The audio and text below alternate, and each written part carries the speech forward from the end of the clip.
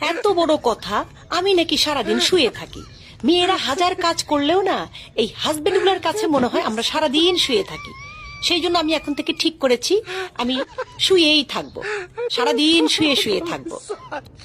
শরীরটা ভালো না, গিয়েছিলাম ডাক্তারের কাছে, হাজবেন্ড নিয়ে গিয়েছিল। ডাক্তার বলেছে আপনি মনে হয় পরিশ্রম বেশি করেন, আপনার তো রেস্টের প্রয়োজন। আমি ডাক্তারকে বললাম, ডাক্তার সাহেব বাসায় কোনো কাজের লোক নাই, আমি সারাদিন কাজ করি, তারপরেও এরা মনে করে কি আমি শুধু শুয়েই থাকি।